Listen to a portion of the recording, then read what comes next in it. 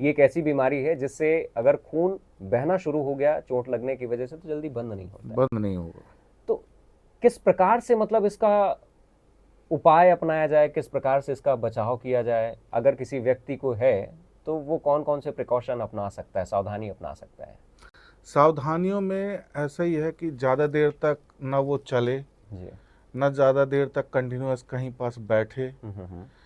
हाँ, एक पोजीशन अच्छी है कि लेटा रहे एक मोटे से गद्दे के ऊपर, वहाँ पास उसको लेटना ही बेनिफिशियरी है, क्योंकि वही एक पोजीशन है जहाँ पास पूरी बॉडी का पोस्चर भी सही रहता है जी। और रिलैक्स मोड में होता है, और साथ में वहाँ पास ब्लीडिंग, इंटरनल ब्लीडिंग होने के चांसेस नहीं होते। लेकिन सर आमतौर पे दैनिक जीवन में इंसान को अगर यह बीमारी है तो कहीं ना कहीं उसे जीवन को चलाने के लिए नौकरी वगैरह भी करनी पड़ेगी या कहीं ना कहीं बिजनेस करना पड़ेगा। तो किस प्रकार से वो कौन कौन सी ऐसी बातें हैं कि जो वो वर्क कर रहा है उस वक्त उसे सावधानी बरतनी चाहिए, या वो ऐसे काम ना करे जहाँ पे चोट लगने की संभावनाएं हैं?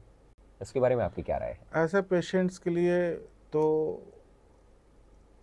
सीधा स्ट्रिक्टली होता है कि आप ज़्यादा ना फिजिकल वर्क कर सकते हैं, अच्छा। ना आप मेंटल वर्क कर सकते हैं। उस कंडीशन में ब्रेन में भी कई बार सीवियर कंडीशन में वहाँ पास ब्लीडिंग हो जाती है, ओ।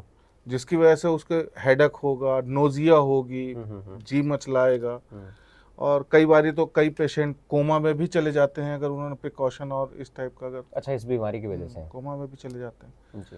सीवियर है एक्चुअली। इसमें हमारे बॉडी पे क्रोमोसोम्स होते हैं।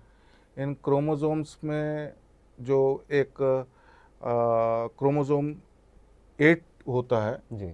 उसमें वहाँ पास म्यूटेशन, चेंजेस आ जाते हैं। जो वो क्रोमोसोम के जो F8 जीन होता है, वो F8 जीन रेस्पॉन्सिबल होता है एंटी हीमोफिलिक फैक्टर को रिलीज करवाने के लिए। अच्छा। अब वही एब्सेंट हो गया तो जाहिर सी बात है वो बंद हो जाएगा, प्रोडक्शन हो ही नहीं पाएगा, तो वो ब्लड में आएगा नहीं।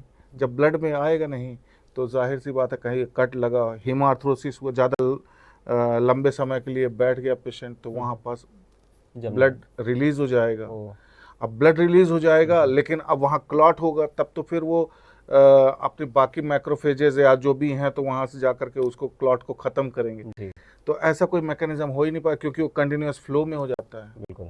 तो ना रुक पाने का कारण मेन यही होता है कि